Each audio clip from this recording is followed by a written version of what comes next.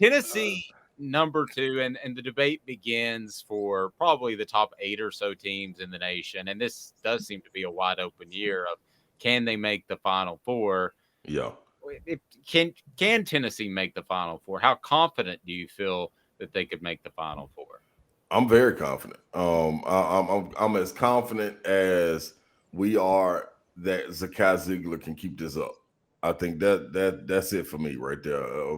Add in what Olivier brings to the game. If he get not 27-8, but 12-8, 12-6 consistently. If he can bring that the way Josiah's playing, the way everybody is playing at this level, and not saying that Zakai is playing through the roof, which he is, but at the same time, just the point production and assist to turnover ratio. So when you look at that, man, him only having since the second half of Mississippi State, I think 4 or 5 turnovers, give or take one. That's pretty impressive, man, because some of those games were on the road. High octane games like Texas, where the ball is up and down and they're playing full court pressure. Big 12 being one of the best conferences in the nation right now. The way they played against them, the top 2 teams out of there, the way they played against Kansas early on in the year, something has to be said for that. You know what I'm saying? So I think they're Final Four already, man. And the way they're being treated, to me, is the reason why. Because I've never seen even the basketball program be ranked number 2 in the nation, and it not be any. If you think back, what was it, 2-3 years ago when they were they reached number 1 or number 2 or something? The hoopla was crazy. It was like, whoa. I was even saying like, hey, y'all, everybody, wait a minute, like pump your brakes just a little bit, give them time, and then they tumbled a little bit, but kept fighting. But in this situation, number 2 to me is so earned. It's so earned, and it's not no hoopla around it. Like if this was Hyper's football team, and this is no knock on them. If this was Hyper's football team, imagine everything that'll be around it if they were number 2 and stamped a solid number 2, like no question. Not like the rankings come out and they got to play number 1 Georgia and they flip it for the ratings and then something like that. This is a real number 2 team that stayed there, lost to Colorado, worked their way back up, lost to Kentucky, worked their way back up, stayed there hovering around 5-4.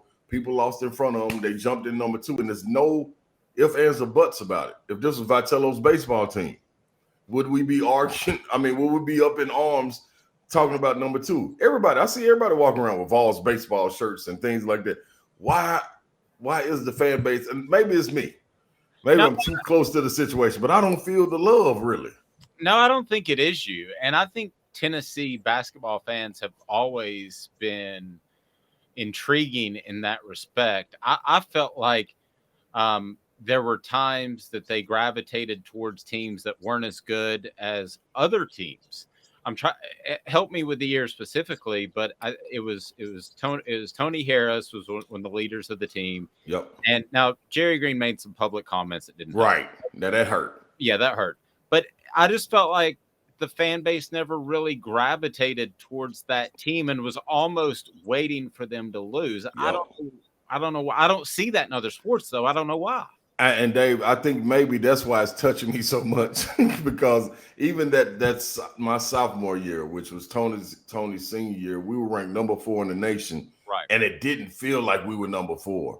It felt like we had more hoopla the year before when we went on the Sweet 16 run, with people embracing us, and instead with everybody pretty much coming back, you didn't feel like, man, this the team right here. It was still like we had to go out there and show and prove, which is cool. You know what I'm saying? There's a chip on the shoulder. We can roll with it, but I just don't see it, man, in other places, in other sports, other programs where you got to fight. And listen, Coach Barnes has been in this situation many a times. Now you even have some of these guys like Santi and guys that have been at the bottom and been at the height. Josiah have been through a lot of it, where they understand that what comes with the fanfare. And sometimes it is better to go up under the radar. But my thing is, man, embrace every moment and give the flowers when the flowers are supposed to be given. even if it's win or lose, give them the flowers and let them roll with it. Let them decide. Like, you don't choose to be able to get to the end and be like, I told you all year. I told you the Vols were good. No, you didn't. No, you didn't. No, nobody told us the Vols were supposed to be right here. No, they did not. So that's my whole thing, man. Like, I don't want to hear people, and I'm keeping receipts. I don't want to hear people jumping on the bandwagon like, oh man, I told them the Vols were gonna be right there at the Final Four. No, you did not. No, you did not. Like you just said, you was waiting on the shoe to fall. You was waiting on them to get put out in the first round. You was waiting on them to get put out in the second round. So when they make this run, and I said when they make this run, I'm gonna have everybody right there. I'm gonna be checking them off at the door. Right there at the door of the boom boom room. Can you get in? Nope. I looked at your social media. You wasn't riding with them. You? Nope. You know, I'm just going to check it out. And you ain't going to be able to get in. You're going to have to watch. I'm going to put a little window. I'm going to cut a little window out, a small one, where everybody can look in. They can pay $5 to look in the window and watch this team celebrate going to the Final Four. And then they got to move on. They got 2 minutes at the window. That's it. For the basketball warriors out there, Ron Clay's appearance. Brought to you by Zach England of Best and Brock. You can go toe-to-toe with those insurance company attorneys, and he will win a personal injury attorney in Chattanooga. Zach's got your back of Best and Brock. Caleb? All right, someone is going to have to bring in the objectivity. And, Ron, you can put me on that list. And I'm ready to go. Let's go. Let's do it. Let's do it. Let's do it. I'm with it. I'm with it. You strike me, Ron, as someone who does think Hoosiers was a good movie. And it was a horrible movie. And I say that people who think this Tennessee basketball team is Final Four caliber right now are still stuck in an old school way of basketball that hasn't existed in college basketball in the shot clock era, in the 30-second shot clock era. Right. And my take is they are shooting right now, and I just pulled it up, and I pulled it up yesterday, but I just want to be sure, 33.9% from three. Nobody since the 30-second shot clock started has shot worse than 36% from three. Mm-hmm. Ron, you were one of the unique players of your time. You shot 37% from three as a power forward. I will never forget, by the way, to your credit, Jim Herrick, like being absolutely shocked that you could hit those 3-pointers not in a post-game press conference. How could you, Ron Slay, a big man who worked hard on your 3-point game, respect a team that can't even shoot 35% from three in this era? Yeah, so Caleb, let me answer you one by one. First, I've never seen Hoosiers. Reason being, I know there may be a demerit on my part, but I never buy into the fads and the this movie is so great, and I never buy into it. To me, Glory Road was one of the hell of a movies that's real high up on my list. But outside of that, when you look at it, I totally understand what you're saying, Caleb. I totally understand. But this is my thing with this team. You don't have to consistently be there when shooting that way, but you do have to be able to answer the moments. And when it's called upon for you to make those shots, the way they play defense and the slumps that they go through offensively, when you combine those, if you can make shots such as the Mississippi State game when they were reeling and Santi couldn't get going, his shoulder was knocked out. So you were looking for someone to be like, who can take that moment? I think that was the biggest thing. The reason they lost against Michigan last year, because when Santi was moved out of the game and taken out of the game by being denied, who can make those shots in that moment? Josiah missed them. Zakai missed them. Olivier was out. Euros was being the 5 guy to try to make the decision, making good decisions, but guys were missing the shots. In this situation, ever since the Kentucky loss and there being a physical performance that didn't rely on shooting, I just think they got punked in that game. Outside of that game, Colorado is an anomaly. You know what I'm saying? We'll accept that. Arizona, it was what it was. Arizona was really good. That's a team that they could see in the Final Four, or they could see in the March Madness, and it could come to a head. But outside of that, you look at the Mississippi State game, who answered the bell? Zakai in the second half. The LSU game, you still had guys being out. Who was the guy to come in and answer the bell? Tyreek Key. He answered the bell. You know what I'm saying? So in these moments, when you're asking people, Josiah answered the bell. When you're asking people who answers the moment the biggest and efficiently, it's an array of guys.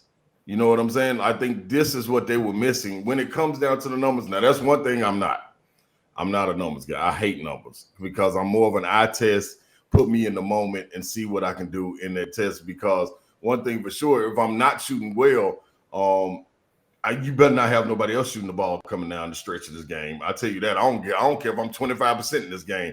You give that ball to somebody else, we got a problem when we get to the locker room. And it is what it is. You got to suspend me, whatever, but I'm checking somebody. So I'm an in the moment guy, eye test guy. The numbers, I understand them, but man, this defense, and not turning the ball over. I think that was a lot of the problem too when you come down the stretch of games. Turning the ball over and Santi being denied.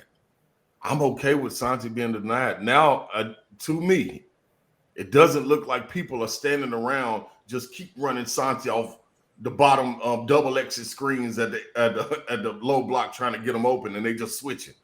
Now, instead of everybody doing that 4 times and looking, man, they just pass it to Josiah. He go to work. They pass it to Zakai, and his man got so much space off of him, he's knocking that shot down or getting past him, or it's so many defenders stand with their guys. Olivier has time to operate. Now, that's the key to me. That's the key to me. Will he play with that aggressiveness for the rest of the season? Or will he start catching the ball like this was the first time he caught the ball and didn't keep looking at the other basket? He faced up. I was like, oh, wait a minute. What are we doing here? Like, maybe he went back and looked at the Grant Williams tapes. Grant would get it every time and face up immediately. Like, why wouldn't you be a threat? So when you get to see him doing that, this is a different mentality team. And guess what? All that pays off because you got 4 seniors out there leading. Yep. Ron, when you talk about the eye test. When you watch Zakai Ziegler, let's pretend I've never seen a Tennessee basketball game, and you and I are sitting on the couch and we're watching Tennessee play. Do we got beer? Or we got libations? What we got going on? We just water and popcorn or what? We got whatever you want. We got it all. We got it all. But I'm on a strict low carb diet, so I have to be careful. But when we're watching the game, and let's say I've never seen Tennessee before, and I go, this is Zakai Ziegler. What do I need to look for early on? Because I've heard he can be a little inconsistent. Mm-hmm. What do you see in the first 5 minutes of the game that indicates whether or not he's going to have a good, great, or okay game? I watch to see if he is what is dictating his game. That's what I always watch for. And anytime it's the defensive end, that means he has a foundation. He's all right. Because one thing about it, man, when you're looking at him, you got 4 of your teammates looking at you for you to set the tone, offense or defense. If you're on defense, they're watching you to see how you pressure the ball, where they should be in the help side, what kind of intensity they should bring. And then on offense, it's the same thing. They're watching you to see what play we're going to run. What do we need to get into? If you look dazed and confused, then we're going to be in trouble. But to see his calm and look as if he knows what he's doing and running the team the right way on both sides of the floor, that's what I look for first. You can kind of see it on him. If he's kind of, I guess, like scatterbrained and thinking about a whole lot of different things, like, man, I need to get the score. I need to kind of just, man, flows with the game. And he has a great, he got a great thermometer right now great thermostat on the game right now, because he goes in and sets the tone. And that's the climate for the game the entire way. And he's done a great job of not wavering in that. Even the games that they lost, Mississippi State, he came out, it was like he was pressing. You know what I'm saying? It was like, let me run the offense and, but they pressuring. Oh, what do I need to do? Then he tried to start doing too much. No, man, you fast beat them. You can't pressure you. It ain't what are you playing with the ball for? Up on you, go by him. Back up off of you, you can set up whatever you need to. But you got to use that. So it looks like he has a good gauge on exactly what pace he should be playing with, how he should be doing it. And he lets his defense dictate the game. That's what I love the most. Ron, going back to Olivier for a minute, because you're right, he might change my mind. Because one of the things that I knew Grant Williams could do so well was Grant Williams could stretch the floor. You know, he could pull 15, 20 feet out. How important is it for Olivier to be able to do that on a consistent basis, particularly when Zakai is being Zakai going to the basket to keep Olivier as a threat? I think that's huge. I think you look at it, and when we were talking about teams like Arizona, the reason they're good, especially playing the style they play similar to what Tennessee plays, the 2 traditional big men, like which nobody really plays. Like when you're talking about stretching the floor out with a 4-man, it's different nowadays. You know, they could throw me at the 5 nowadays, and I'll be all right and still be able to stretch the floor. I think that's why Arkansas was going to be dangerous by Brazil being able to stretch the floor and be that athletic guy. But with Olivier, it's important because you're playing with a 5-man, a 7-footer the majority of the time in Euros down there, or if he subs out playing what they do down there. And then if Toby gets in with him, it's kind of the same thing, just shorter, but he's not going out far, so he's going to be right there in the paint. So you got to be able to have 4 guys on the perimeter so the paint is not so clogged the way Zakai's playing. If his guy can pressure up on him and you got 2 bigs down low, I mean, you got 4 people in the paint clogging it up like the old early 90s and mid-90s of NBA basketball. You go beat your man, and it's another help defender right there. Right now, with the floor being spaced like that, you beat your man, and there is no help defender. The help defender is Olivier's or whoever the 5-man is. The reason Euros had a really good game against Kentucky because the floor was spaced. He took Olivier out, and Euros was right there just moving to the open spot to get in there, dropping it off. It's a breakdown. It's an easy bucket. So with 2 bigs down there, it will not happen that way. You cannot get the movement. You cannot get the passing and cutting into that way. I think that's why the small lineup has been actually working really, really well because the floor is so spaced, and you have to deny the shooters where you not deny, but you can't leave them for as long. So it's important for Olivier to be able to knock down not just that 15-footer when getting it in one-on-one, but at least 18 to 20 to keep his man at least 1 step from him. You know what I'm saying? If he 2 steps from him, that means he in the paint playing zone. He can recover. You're not really a threat. But 1 step, then you got to kind of guess. So, yeah, I think it's big time for Olivier to be a threat out there. Ron, last thing, and I'll let you run. I know you got a busy day. So the game tonight, key matchups, and where's the tougher place to play? Is it at Florida or at Kentucky? Oh, for you during your time. During my man, my freshman and sophomore year, I'd say Florida. And I think a lot of it is because of the teams that they have, how much the fans get behind them, how rowdy they become. Florida's always a rowdy place regardless, but when they got a really good team, like they out there way before warm-up start, you know, and then getting ready. You can hear them once you're getting off the bus, you start walking through the tunnel, you get into the locker room, you can hear the fans from the court. You're like, man, is it fans out there already? You know what I'm saying? So that's what they got going on when they got good teams. Rupp, I've always been, man, like when Rupp has a good team, when they go on runs, they're dangerous. To start the game and when they go on runs, that's when it gets loud, like you can't hear yourself. But if you don't get Kentucky on the run, they're not as dangerous. You know, it's a lot of people there, and you know, I always was the belief that they were pumping artificial noise in there. You know what I'm saying? Like, I just don't believe that the wiser people were getting that loud. You know what I'm saying? So, but I will say, Rupp, you have to play with not only the crowd noise, you got to play against the tradition too.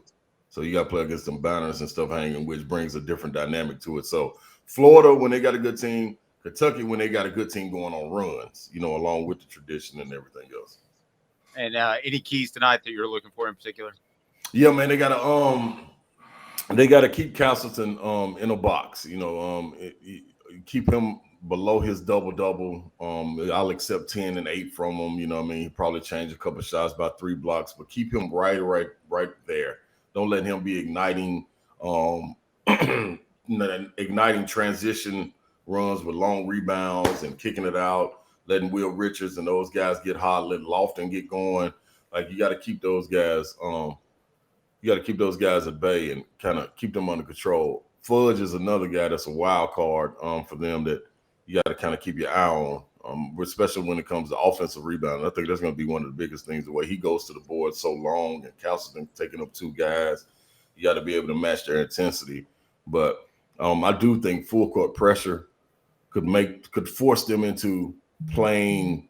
Like, I know they want to run. That's what we're used to with Florida, but I'm not sure they've all the way embraced Coach Golden's style. You know, and like what Caleb was talking about, he's a big time numbers guy. So if they're not knocking down the 3, he wants them to go to the hole. And if you gotta think for too long in basketball and not react and play instinctively, then that can get you. And hopefully Tennessee can apply enough pressure to get out, get some easy buckets, shoot the ball well, and if not, get inside and create some easy putbacks. Ron, great stuff as always.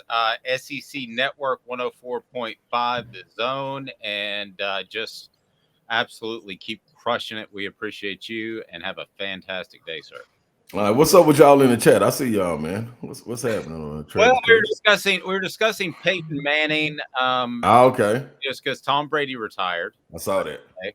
So he retired again. Again. Yes. Caleb believes firmly that Peyton Manning is the better quarterback. I had to go Brady. What are your thoughts? Oh.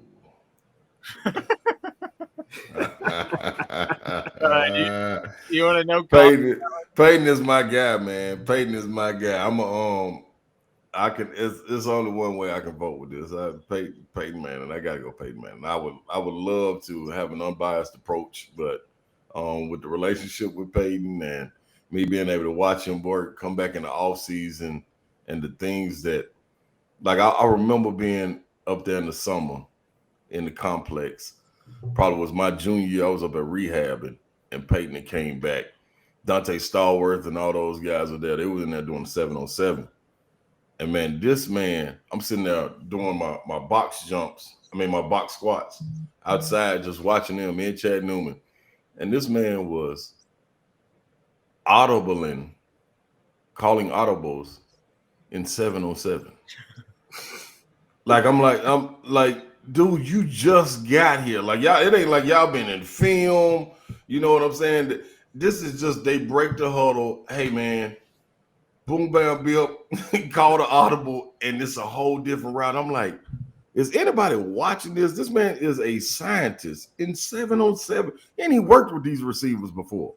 Now, man, I know we have some good receivers, but good God almighty, man, this dude, Peyton different, man. So Peyton that SNL sketch of him playing with the kids, that was accurate. That's real. That's real. That's real. And I know to reach that level, man, you got to have a certain craziness about yourself, and I'm sure Tom has the same thing, but man, I just saw it so many times for Peyton, man. Like, honestly, Tom had really good teams, really good coaching around him. Peyton, really, the way his arm strength was in that Denver season, shouldn't have won the Super Bowl. Nah. For him to be able to go out and win that Super Bowl and not be a liability to the point where he's the reason they lose it, and you know he ain't really got arm strength, but he's still able to make a hash to sideline throw, and you like, we ain't supposed to make that throw, but him to dig down and get it there, ain't nothing like Peyton, man. I gotta go with the sheriff. Well, I believe firmly that Peyton changed the game with the freeze plays and calling 2 plays coming to the line of scrimmage, and that came from David Cutcliffe at Tennessee. I don't think Tennessee's football staff department, I don't think they get enough credit, because everybody does that now. Mm-hmm. You go to the line with 2 plays, and whatever the sign is, Omaha or whatever. Yep. You're basically, you have 2 plays at the line of scrimmage, but yep. 7 Super Bowls, 7 Super Bowls. Now that's listen, Dave, that's serious. That is serious. Like, it ain't. There's no disputing that. But I just had to say though, man. Like, although could you plug and go with Peyton in Brady's spot? I'm gonna say yes. I would agree with that. Yes. Could you plug and go with Brady in Peyton's spot? No, I will say no. Because of the development and everything that took place over time. You know what I'm saying? No, I just think won my argument for me. I just think mentally he's different, man. Reason being, like, here's another one. So Blaine Hitman Bishop is on our radio station, and I always talk to him and try to pick his brain. He always tell his story about Peyton when they were playing the Colts. He said he would walk up to the line, and Peyton would do such a great job on film study. When he walked to the line, Peyton would look only at him. So he come up to the line, look at him, and the way Blaine's feet placement was, the way he placed his feet, he would know if he's bailing or if they're pressing. So he would peep all this out. So Blaine said he had to start using it when he went in for the next game. he went and used it to his like. He was like, why does he keep looking at my feet? So he figured it out. So he said he came back the next game and did it twice, and Peyton went and found something else. He didn't even mess with Blaine no more because he changed it up and couldn't understand when he couldn't understand anymore. And he said it made him a better player because now he had to go with the same look every time in order to confuse guys because he was tipping people off. So it's those little things that like, and I'm sure Brady does this too, but man, just to know that Peyton does it is different. You know what I mean? The peers always tell it for me, man. That is bizarre. Wow. That is. You look at feet play. I wouldn't have never thought of that. No, me neither. Great stuff, Ron. We look forward to seeing you on SEC Network. And if people are in Nashville, they can check you out on 104.5 The Zone with Don Davenport and Brent Doherty, who's a pretty good cat himself. So, buddy, have a fantastic day. We appreciate you. No doubt, y'all. Y'all be easy. Go Vols, man. And root for the number 2 Vols, man. Get on your feet. Quit sitting back and watching the game. Number 2. There we go. Yeah, don't cheer back in your seat like this. Be on the edge of your seat cheering like this. It makes more sense.